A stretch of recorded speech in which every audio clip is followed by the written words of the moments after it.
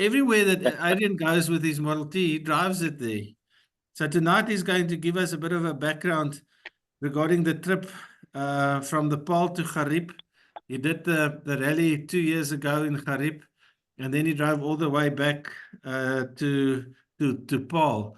Yeah, Adrian, thanks a lot. We struggled a long time to get hold of you, but we tied you up tonight, and we're looking forward to listening to you.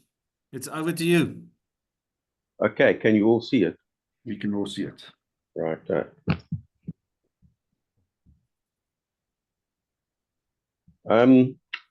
Okay, well, for those of you that don't know, this is the car. It's a 1919 Model T Ford. It was originally built as a four-seater tourer, and it was sold originally to a farmer in Steynsburg. I'm going to tell you a bit about the history of the car because it's going to fit in later in the trip. The earliest photo I have of the car is this one. It took part like this in the 1955 National Rally. And the driver and passenger are very likely the son or the two sons of the original owner. The car was, it basically was a farm vehicle for the first years of its life. And then in 2004, I bought the car from Ken Burke. And with the car came a file with a lot of facts and figures about the car. And I knew from that file it came from Steynsburg. It still had the original registration of CCF 273 on it. And I think the first trip that I did with it was in 2005. Harvey Metcalf and a couple of crank handle people drove to the George Show with veteran cars. And on the first night stop, it was in Robertson, and I just I'm up to the garage where we was housing the cars for the night. And this one chap came up to me and he said, "Where did you get this car?" So I said, "Well, I haven't had it long, but I believe it came from Steynsburg." So he says, "Yes, I know. I can remember this car from when I was a child. I lived on a neighboring farm. I'm Etienne Duplessis." So we chatted a bit about it, and we've always stayed in touch. And then a couple of years later was the Model T Centenary Tour. And when I arrived in George for that trip, the scrutineer, who was Peter Lawrence, he walked up to me and he said, "Where did you get this?" So I told him, and he said, "Well, you hold on a minute." And he whipped out his cell phone and dialed a number. And then he passed the phone to me and said, "Speak to Priya." And I said, "Well, who is Priya?" And he said, "Priya Duplessis. He remembers this car from a child and lived on a neighboring farm." So I spoke to Priya and he wished me well on the tour and so forth. And when the tour passed, and I think the next trip was in, 2009, and we stopped for lunch at Herald. And this gentleman came up to me and said, "Where did you get this car?" So I told him as well. And then I said, "Well, but look here, you must be a Duplessis and you must be from Steynsburg. Which one are you?" So he said, "I'm Louis." And so now by this time I had met a whole lot of cousins who lived on neighboring farms of the original Duplessis family. But I hadn't actually met the Duplessis of the Leeuwenfontein farm. So I think in 2009 as well, I was doing a little trip up to the Eastern Cape. I had been pushed at work to take all sorts of leave that was accumulated. So I planned a Bane watching trip up that way. And I thought, well, I can go in at Stainsburg. So I dug a phone number out of the file and I phoned it. But whoever I spoke to seemed utterly uninterested in the fact that I now had this car and that it had belonged to the family. So I said, okay, well, could you ask Martinez to please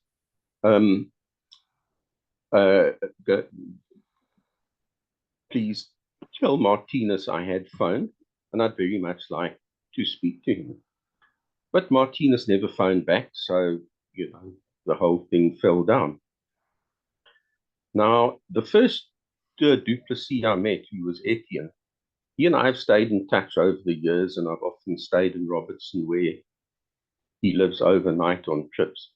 So when we were talking, I mentioned that I was intending taking the car to the trip at Gariep Dam.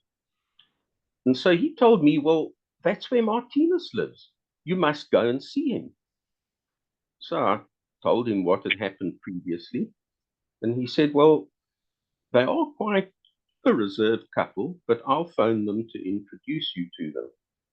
So he did. And the next thing was I phoned Martinez and he said, I'm welcome to come and stay. And so that's how finally, after all this time, I got to meet the grandson of the car's original owner.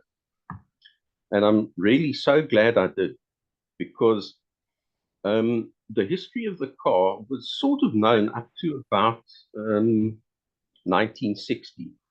After that, nobody really knew much.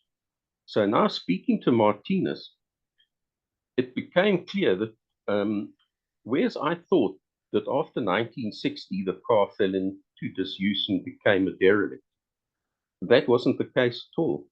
Although the car stopped working on the farm, they always kept it in running order, and they took it into town for, you know, certain events like a car bazaar or something like that. And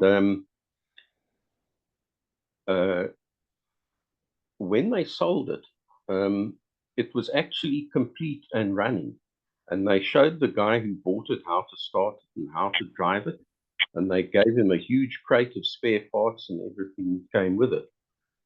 And then a lot of things fell into place, because when Ken Burke got the car, he said that he couldn't believe that a car that had stood for 30 years turned over so easily and started so easily. Well, now we know that the car hadn't stood for all that time.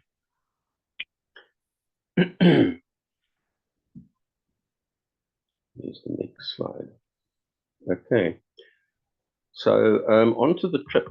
The Model T had done quite a few trips to George in the past, as Emil said, but it hadn't done a really long road trip. And so when the Gariep Dam trip came up, I thought, well, I should really go on that. But then, as always with these things, you get second thoughts, and you start to think, isn't this maybe too far, and isn't it too much to ask of a car that's so old, and is it safe to travel alone, and all these type of things. So I sort of, for a couple of months, I wondered, now, do I go on it or not? And then eventually a friend of mine, Gavin Youngman, he phoned me up and said, look, are you going? Because if you are, we can share accommodation. And that did it. That sort of pushed me over. And I said, yes, I'm going. So the next thing was to plan a route, because, of course, I didn't want to sit on the N1 all the way. But I reckoned it was about 1,000 Ks, but a bit longer if you do a circular loop. So I thought, okay, 250, 270 Ks a day, that's possible. And then, as I mentioned earlier, the first thing was that Etienne du Plessis persuaded me to go and visit Martinus in Stainsburg. So then it became, okay, Stainsburg to Gariep is a short day, and that can be the last day because there'll still be time for scrutineering and so forth. Then, now planning routes, I've advanced far enough to use Google Maps for route planning, even though I don't use GPS as well traveling. And so I thought, well, the first night should probably be Ladysmith. And I plotted it in on Google Maps, and then I saw that it was sending me on a road that I didn't really know about. Now, if you've used Google Maps, you probably know that it's got a way of showing roads that aren't there and not showing roads that are there. So I thought, now, is this a road it's showing me on? So I zoomed in, and then I took the satellite view, and I said, yes, it's a road, but it looks a real narrow gravel road. And then I saw it goes through the Witteberg Nature Reserve. So I saw Witteberg had a phone number, so I phoned it up and I spoke to Frick, who was the owner. And I said, this road that goes through from you to Annaesburg, is that actually there? And he said, well, yes, it is there, but it was declassified some years ago. So there are locked gates on it. So can you all hear, by the way? Yep. Oh, okay, good. Sorry, we also hear. I heard a slight noise there. So at any rate, Frick said, well, why do you ask? Because we don't want adventure bikes coming through the place. So I said, well, no, I'm planning to do a road trip with a vintage car. And I would really like, if possible, to travel on old vintage roads. So he said, oh, but he said, I don't think a vintage car will go through here because they're normally very low on the ground. So I said, well, look, nothing's got more ground clearance than a Model T Ford. And I sent him a photograph of the T from the side showing huge lumps of daylight underneath it. And he said, well, you've certainly got enough ground clearance. He said, but this car is really, really old. He said, do you think it will make it all the way here from Paarl? So I told him, well, look, I'm hoping it's going to make it all the way to Gariep Dam. And he said, wow. And then he said, look, I'll tell you what, if the car makes it here, and if you'll let me take some photos and videos for my website, I'll give you free accommodation for the night. So, of course, the bargain's a bargain. And that's how the trip turned into a 6-day route. The second night, I changed from Willowmore to Carletsdorp because I didn't know what the condition of this road was like, and then it would at least be a much shorter day. Then the next Willowmore, Peston, that's pretty much how I planned it. There's the next slide. Okay. This is arriving at the Witteberg Reserve. You basically, the trip up, just to tell you, I took the N1 most of the way up, mainly because the car hadn't really turned a wheel for 18 months. And I thought I'd give it a bit of a shakedown on known roads, just in case anything happened. But of course, nothing did. And here we are arriving at the Witteberg Nature Reserve, which is a really lovely area. It used to be, for example, that building in the background, it used to be a little farmhouse because there were obviously small farms all in this area.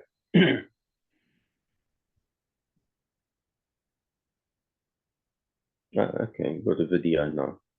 Now, these videos were all taken by Frick, and this one doesn't really show you much apart from the fact that the Model T could actually be a scout vehicle.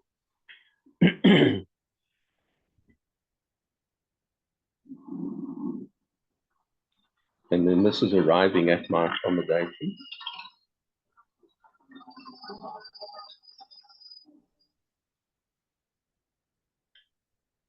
And it's funny, but when I'm in the car, I don't actually hear noises quite like that. From outside the car, it sounds a bit like a tractor, but inside it sounds quite normal. Now, when you get to the Witteberg Reserve, where the accommodation is about in the middle. And now, between the Witteberg Reserve and Annaesberg, which is also a nature reserve, there are actually two private properties.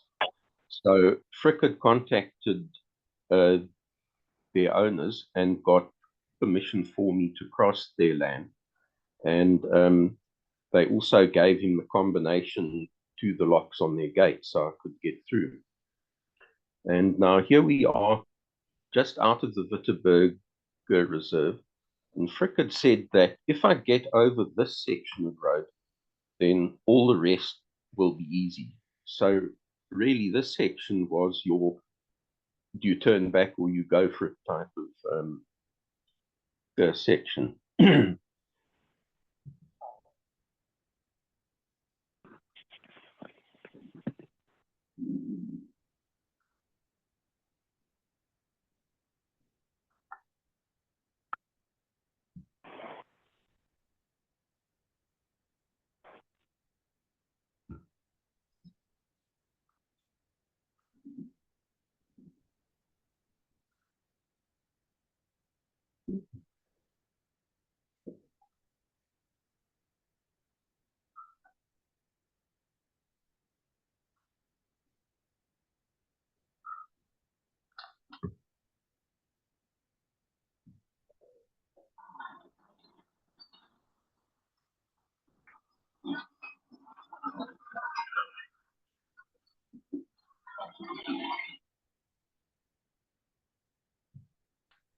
Okay, that last video was the last one that Frick took, and effectively then he turned back.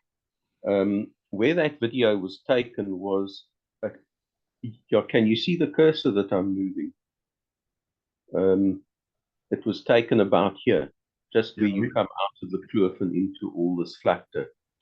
And I'm afraid to say that I was concentrating so much on the road and driving the car and so forth that I didn't take any pictures on this stretch, which is a real shame. But so that's why I just made up this satellite picture. The first property is basically from that South Africa to that South Africa. And this was the first fence I came to that I had to open. And I'm very glad that the combination worked fine, so I didn't have to go back. Now, this part here was, it was a little bit sandy, but quite stony, but really not too bad. It was bumpy. But then this part here was not so good. And I think because it went through a kloof. Now, let me just go to the next slide. And this is just to zoom in on but as you can see, the river, when it's flowing, it basically flows through here like that. And at one point, I think it was here, basically the road seemed to be in the riverbed. It was sort of stones the size of, a bit smaller than a soccer ball. And of course, as you can imagine, going over that with a T was, it took a long, long time sort of going from one stone to another and keeping your engine speed right. And, it was a section that I'm glad I've done it, but I wouldn't do again. From about here, it got a little bit sandier and softer, but at least it was a little bit easier driving.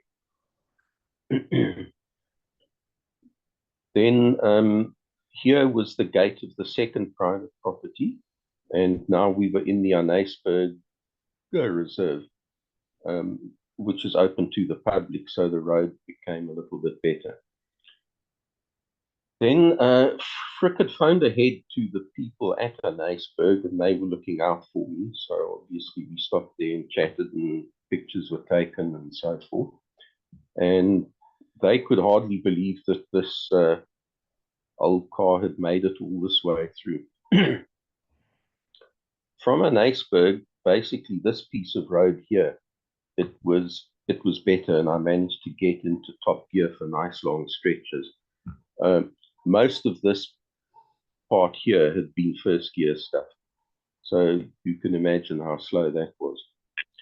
Now, to give you an idea, Google Maps is saying 50 minutes is what this whole section would take.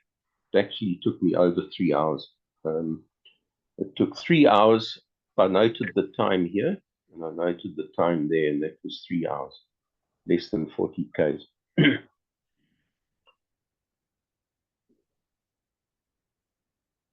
Okay.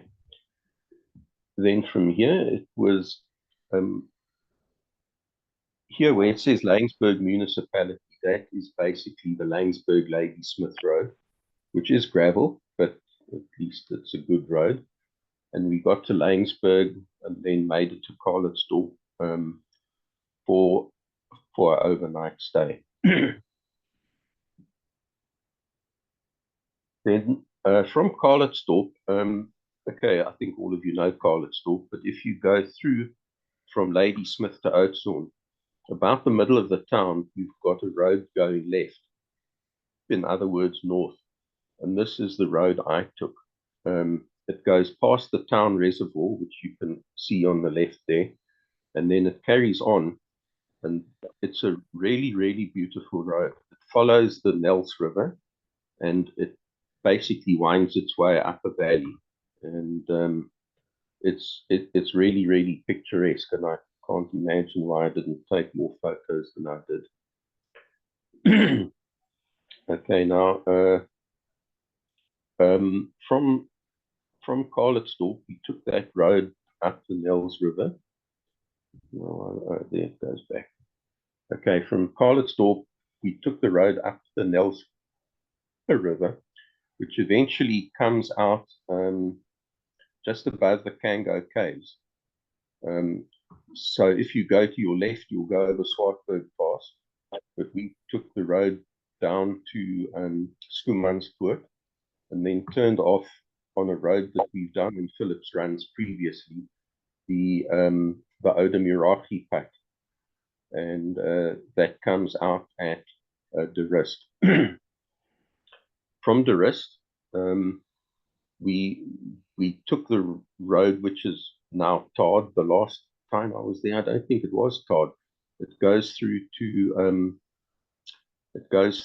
the Uniondale Willowmore Road, and then we turned left and went to Willowmore.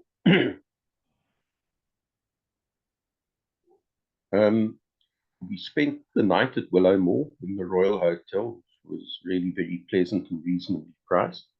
And then the next day, this road is, I think it's unique in the country. It goes from Willowmore to Stateleville, and it's a little bit like the old strip roads they used to have in Rhodesia, in that you basically drive in the middle of the concrete strip, but when you're approaching a vehicle, you each have to move half off of the road like this. And the interesting thing is I discovered this road by accident in about 1980, and it hasn't changed at all in that time. It doesn't show a lot of signs of being repaired, but yet it does get used quite a bit. I saw 2 lorries like this, or 2 of these articulated trucks, and quite a few other lorries. But the road seems to stand up to it. It's, and I don't know why it would be, because it looks like concrete slabs, and so. But it certainly has stood up to all the use it's had over the years, and it's never needed to be replaced.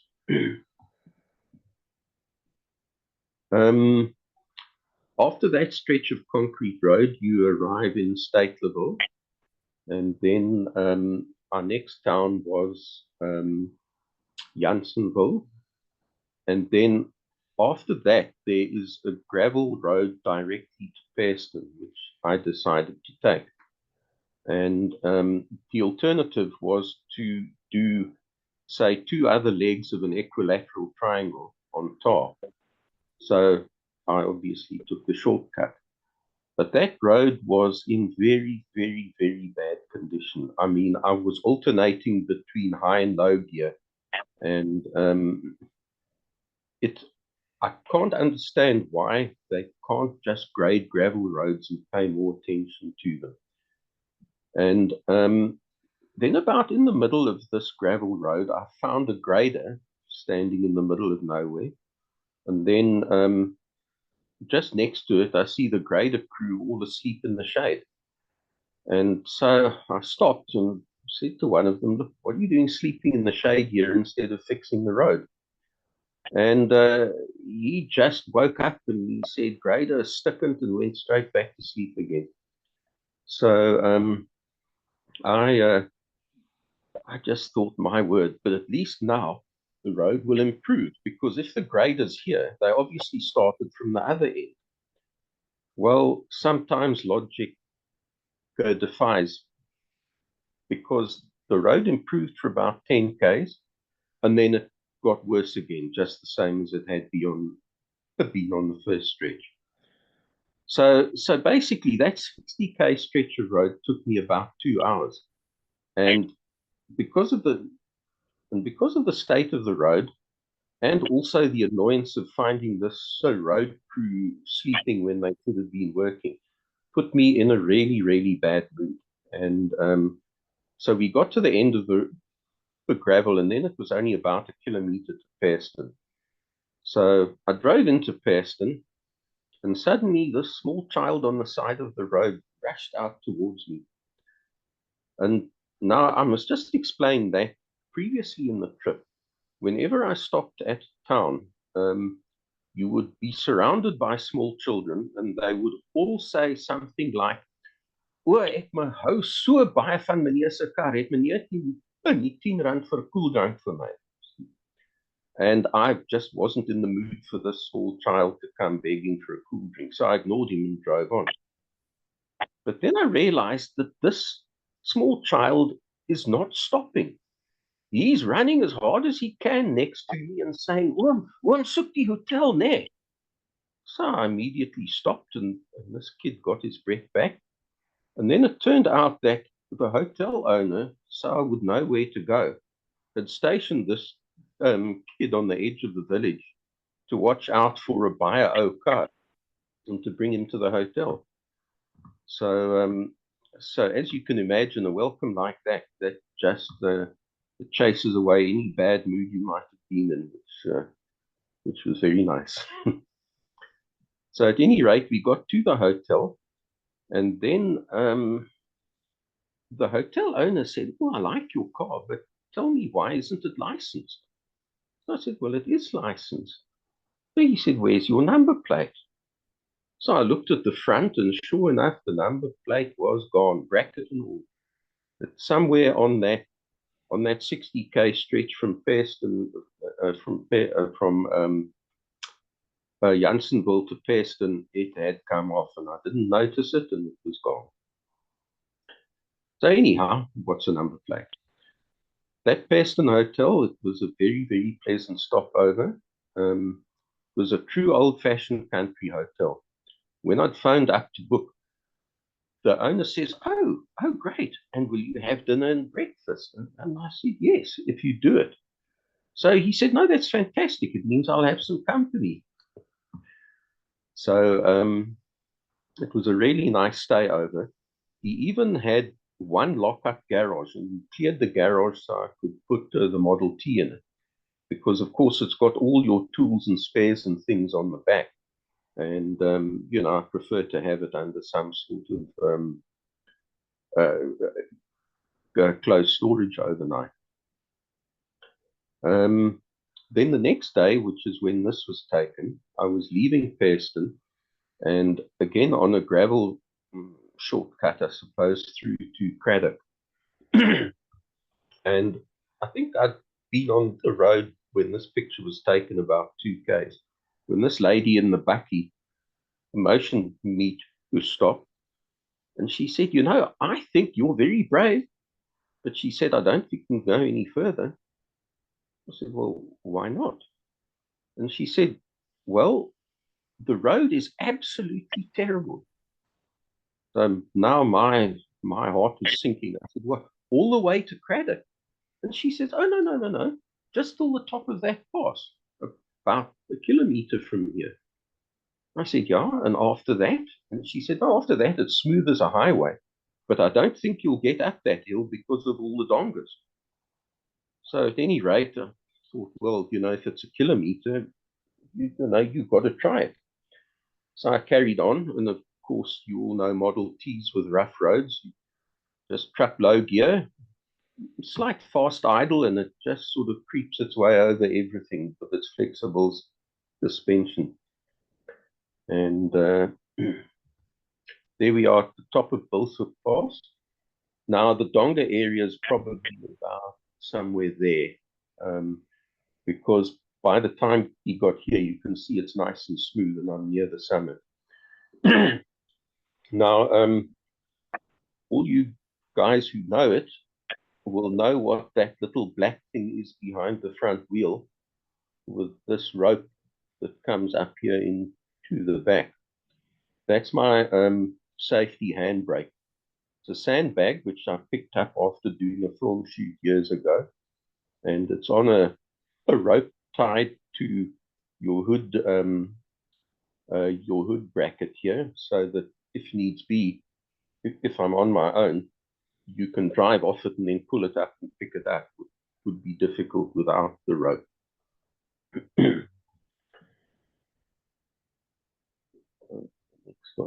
Now, this was taken by Wynand Viljoen. Now, that lady from the picture there, Wynand Viljoen is her, I'm not sure, well, he's related to her. And she had Wynand's daughter with her. What's going on? She had Wynand's daughter with her, and Wynand's daughter is the one who took this picture. And so she phoned ahead to her father and said, look, there's a very, very old car coming. So get lots of pictures and say hello to him, and etc., etc. So when I started driving down the other side of the pass, I saw in the distance a white bakkie. I thought, now, I wonder what he's doing. It looks like he's turning round, and this road's very narrow. Then the next thing is the bakkie was stopped. And as I came up to it, there was Wynand taking all these pictures. And then I think just before I got to him, he jumped in the bakkie and sped off again to take more pictures of me as I was coming round corners and things like that. And this is one of them. And this is the one that appeared on the cover of the Crank Handle newsletter. Then a bit later, we got to the farm where Wynand was staying. And there,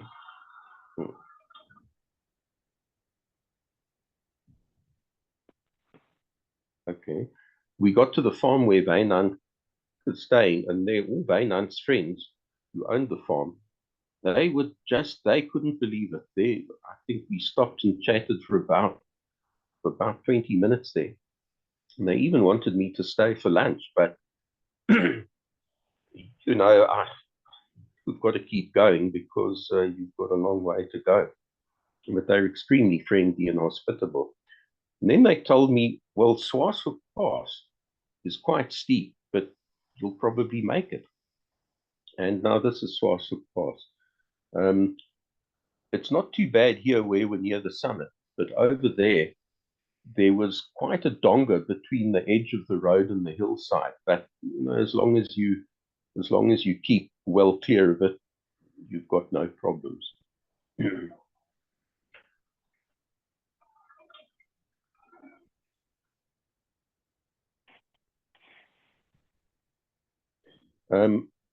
The other side of Swanshoek Pass was quite tedious because it was a very long downhill, and quite a lot of it needed first gear. So it took quite a long time to get down off the pass. And as you know, your left foot gets quite tired. Sorry, your right foot. Then we rejoined the tar at Craddock, and then we headed up to Hofmeyer, and then on to Stainsburg. And when we got to Stainsburg, it was really quite amazing, because whereas in previous towns, the people who greet you are a mixed bag. You know, there's children and things like that. Here, all of a sudden, there were quite a lot of middle-aged and old people. And I was amazed that they actually recognized this car, because it comes from Stainsburg. And they asked me, where are you staying? So I said, no, with Martinez. And they said, yeah, we thought it was Martinez's car. So from Stainsburg, then it was about 20 k's on gravel to Martinez's farm. And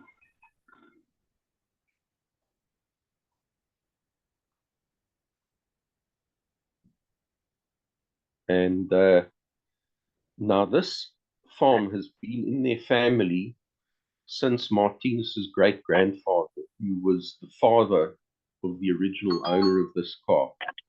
And the barn behind that I drove out was the barn that the car was always housed in most of its life. So it was really like a homecoming for the car.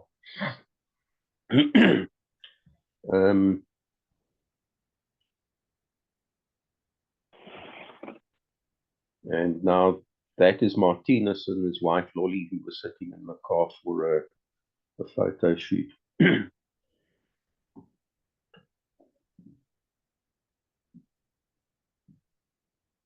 Okay. Then the next day it was on to Gariep Dam for the Sabbath tour. The road actually goes over this dam wall, and that is the way that I came in. I won't say too much about the tour, because it's all been reported on previously in many places.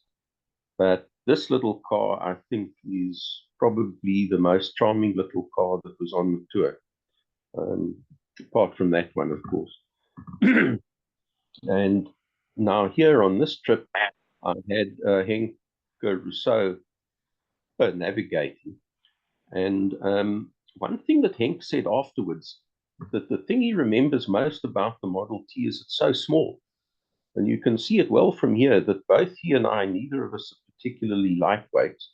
And we're certainly sitting shoulder to shoulder in that car. This is the second day coming back from Colesberg, I think. That's that long single track bridge at Norval Pond. And then after that, here's where cell phones rather defeat me, or I should say cell phone cameras. Because there was actually a train going over this bridge. So I came to a stop and got out my cell phone and tried to take a picture of the locomotive on the bridge. But when the cell phone decided to actually take the picture, the locomotive was gone. So if you just imagine there was a locomotive there, it would be what I intended to take in the picture.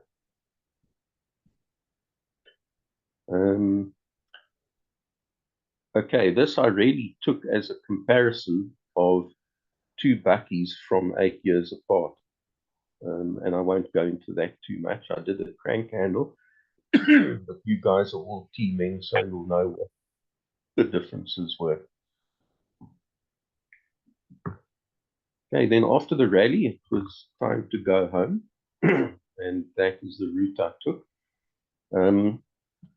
Some of it was pretty much the same as the way up, from about Willowmore to about here.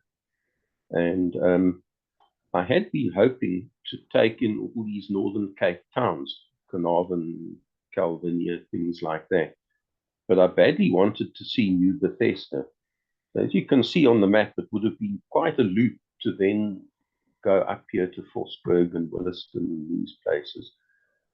So I left that aside, and I'm glad I did, because that was the route I took on the patrol I did on the BSA a month ago up to Natal. But that's another story.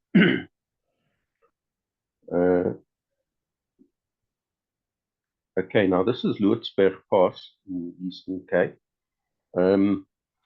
It's not a difficult pass. It's not steep, but it's quite long with nice sweeping bends. And on it, I had the rare privilege of overtaking a few articulated trucks, because I was obviously going at about 1k an hour faster than the trucks. And luckily, there's a double lane all the way up the pass. So you sort of come alongside the back of the trailer and you see the driver waving to you in his rear view, and slowly you overtake him. And the driver gives you thumbs up, and then you pull in ahead of him and then do the same thing to the next truck in front. It's quite a long downhill, but you know, Model T, you just keep your speed under control, and everything goes fine. Then this is the road into New Bethesda. There is a tar road, but it's to the south, and naturally I didn't want to do the same road twice. So I took the northern road in, which is this one. And it was a fairly reasonable road, a little bit bumpy, as you can see, a little bit corrugated further on, but not too bad. And of course, this very interesting peak there, I don't know what its real name is, but I called it Sundial Peak. Then this is the village of New Bethesda. It's a really nice old world village. There's tree-lined streets and wide streets, and of course they're all gravel. I think there's a road into the town which is tarred, and but that's about all. It's a very, very nice place, and I really want to go back there again, but because this road, I don't know where it goes to. There is the road I'm on, then there's the road to Graaf Reinet that way, and there's a road to Richmond, I think, this way. So where this one goes, I'm really not sure. I took this one because these old RAC signs, they are the original ones. They're cast aluminium, and I just thought if these signs were in Cape Town, they would be stolen immediately and appear on a flea market. And the only thing that bothers me with signs like this actually up in public is that if somebody from the town comes home from working in Durban or Joburg or something, they're going to know the value of these things. And the next thing is, maybe the next time I go there, the signs will be missing. So I suggested to the B&B owner that they, I don't know, take them down and put them in the town museum, or maybe make plaster copies of them or something. So whether that will happen, I'm not sure. Then this was on the next day. The night stop was Willowmore again, and I wanted to take a route through Swanepoelspoort, and then to join up with that concrete road that you saw previously, and then come in through Willowmore. But again, planning a route with Google Maps is not all that easy. I picked the most interesting looking one, which is this one. Goes past Schoorsteenberg, which is this peak that you can see there. And at first, as you can see, the road looked good, narrow, but fairly smooth. And we carried on for a while, and then a curse started happening, farm gates. And it seemed to me that every one of them was on an incline. So I had to get out the sandbag and then get out and open the gate and then retrieve the sandbag, drive through, and the same thing in reverse. And after about 3 farm gates like that, I then came to one gate that had been chained and wired and locked shut. And I don't know, I don't think that farmers have got a right to actually do that, because this was obviously not a farm road. It's got milestones all along it. So, but it seems that a farmer who doesn't want people going over his farm just sort of chains and wires the gate up. So by this time I'd come about, gone about 20 kilometers, I think. And I had no option but to turn around and go back again, which I think made it probably the longest cul-de-sac in the world. And also it wasted basically 2 hours of the day. So by the time I got back to the main road from Aberdeen to Willowmore, it was already about, I think it was already about 3 o'clock. And then I carried on towards Willowmore. And then I found another turnoff that also went to where I wanted to go. But now you're in a bit of a quandary, because if you get another problem, you're going to run out of daylight. And so after a good deal of thinking and head scratching, I decided not to chance it. And I carried on to Willowmore. And that leaves that road for the next trip.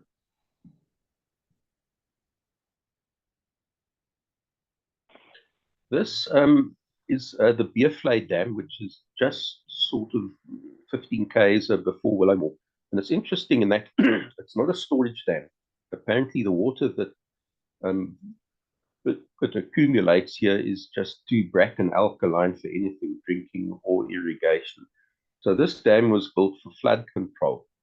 And I just took this picture because it's a very unusual dam wall construction with all these half barrels. Then we got to Willowmore and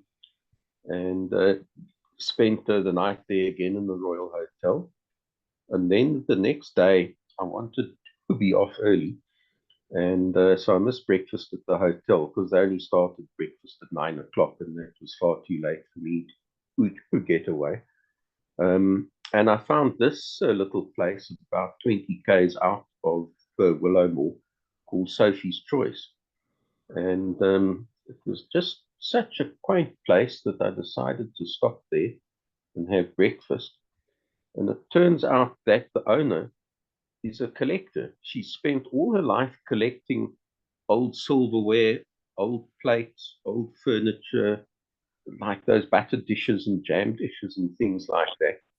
And when she started this place, she thought, you might as well use this stuff, otherwise it's just in storage the whole time. And she had all sorts of old silverware, like from the railways and things like that.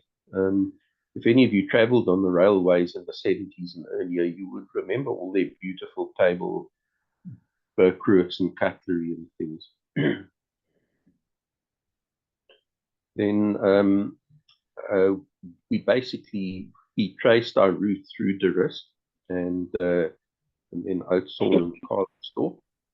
And you guys obviously know where this is. But for the first time, I actually took a picture that included the Boer War fort up here on the hill. Then from there, we carried on to Robertson, where we spent the last night with Etienne du Plessis, the first of the du Plessis cousins, which I met. And then this is on the last day back to Paarl. And again, I decided to take some back roads. And this one is a causeway over the Berg River between Elandia and where? But at any rate, you carry on over this causeway, and then you take a road inland that brings you eventually to Villiers-Dorp. But on the way, you come to a place called Doornrivier. And then this was a real old-time country shop, you know, with packets and boxes of tobacco and jars with sweets in them and all that type of thing. And believe it or not, there's a diesel pump just behind the Model T. You might just be able to see it. And this petrol pump, and they are actually operational. I thought they were just standing there as a monument to a past age, but no, you can buy petrol there as long as they have had petrol delivered to them. So obviously I stopped there and had to buy something because the girl running the shop was so sweet.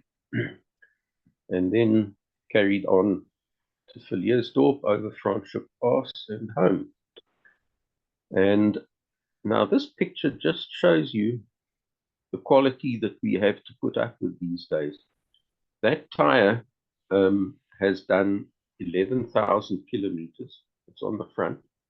And basically at 10,000 kilometers, which is at the end of the Sava tour before coming home, it was basically just starting to show canvas. And here, as you can see, there's visible proof that the tire is at least 2 ply. Then on the other hand, you've got this tire, which was on the back. And this tire was the one that was actually bothering me the most at the start of the tour, because it was showing all these cracks on it. But this one is a Dunlop cord, probably from the 1960s or thereabouts. And it did the whole trip without any deterioration. So whereas the front tire, which I started the trip with tread all over it, 2,600 Ks later, it was in that state.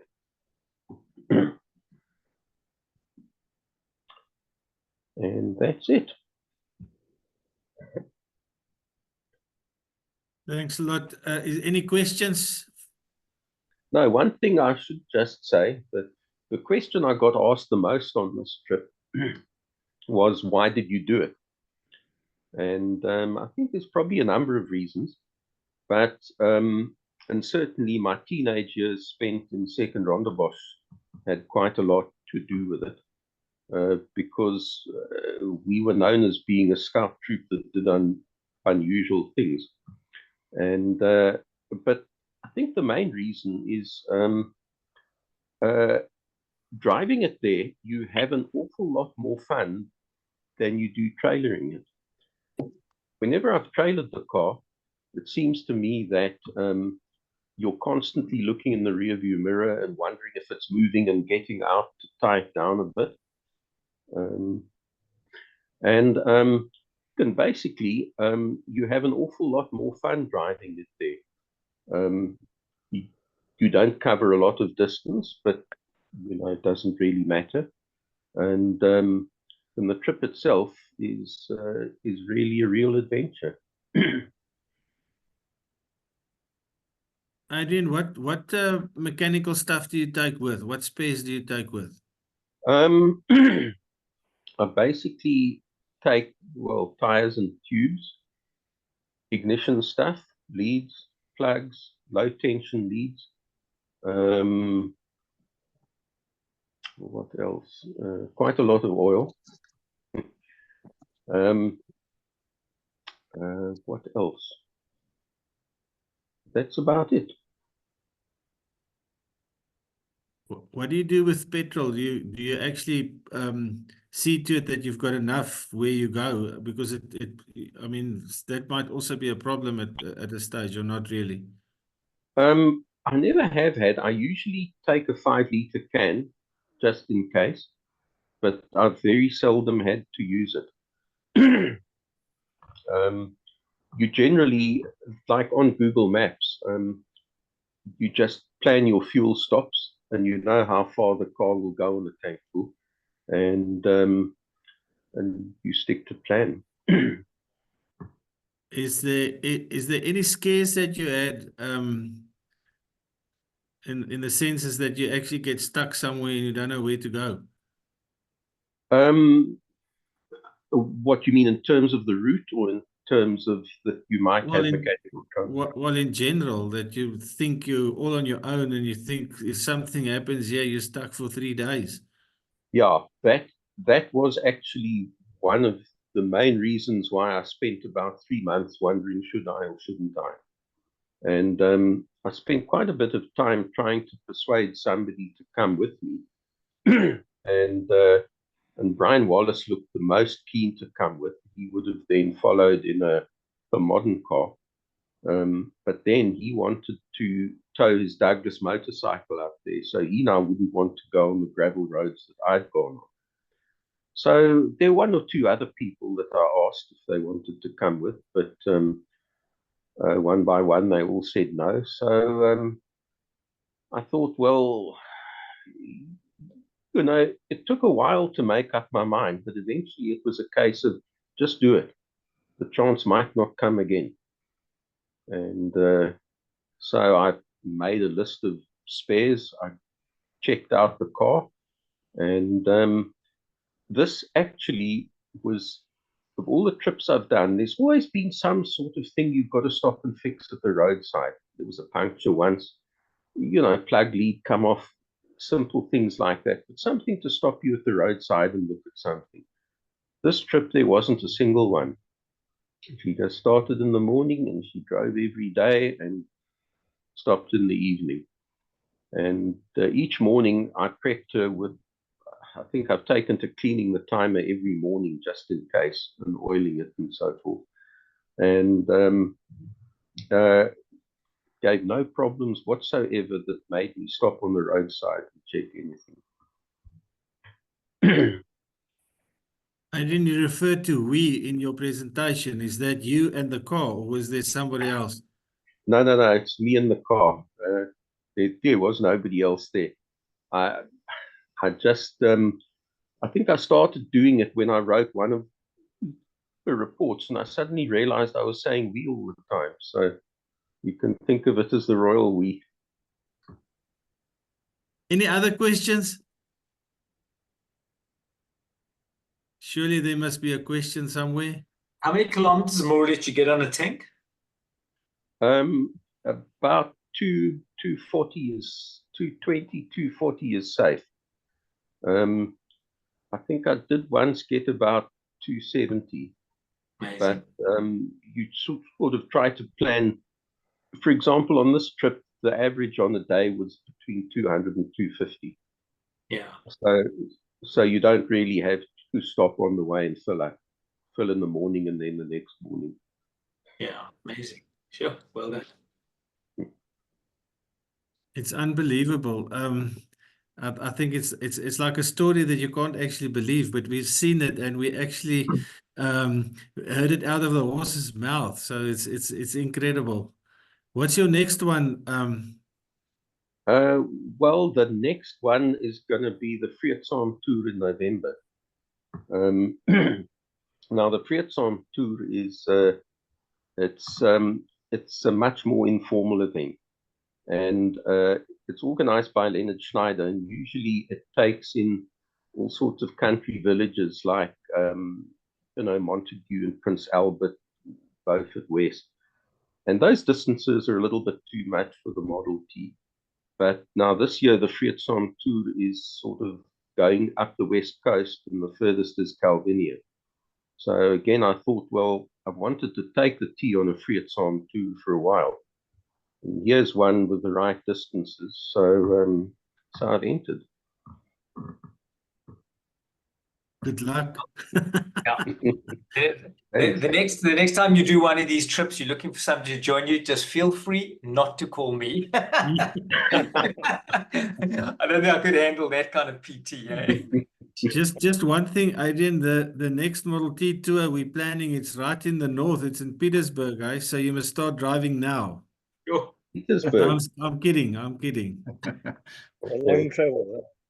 Congratulations, Adrian. It's unreal, and thank you for actually sharing with us. And I actually would like to see some of the overseas guys, if they see the video clip on our website, because I think they won't believe what they are seeing. So this is magic. Thanks a lot for all your efforts. We tried a long time to get hold of you, and if it was not the DJ or other problems, we actually got hold of you, and thanks a lot. Yeah, well, I figured I had to get it done because it actually happened, nearly 2 years ago, 2 years less 3 months. Yeah. And I thought if I didn't do it soon, all the people who weren't on the trip would start thinking that it never actually happened, and it was just a figment of my imagination. So, Well, we're just scared there's another 2 that you actually did after that one, and you didn't share it with us. So yeah, thanks a lot. no, Ek but wil jou baie geluk sê. Dis ongelooflik. Jy's 'n baie brawe man. Ek ry graag my Model T, maar ek het altyd chommies wat ek saam mee ry. Maar jy ry stoksiel alleen. So jy's baie braaf. yeah, it's there was another one I did, which was last year's George show, and there I also took in a whole lot of back roads which I'd seen on maps and wanted to do via Freemersheim and places like that. But that trip actually, I won't say it's unpleasant, but looking back on it, it wasn't really enjoyable. The gravel roads have now become so bad and so corrugated and so rough that it's actually not fun driving over them anymore. And that's a really, really big shame, because these roads, there's no traffic on them. There's different scenery. You've got the whole place to yourself. You can just trundle along and enjoy things. And, well, I just wish that they would spend a bit of money on these gravel roads, because it doesn't cost a lot to keep a gravel road in good condition.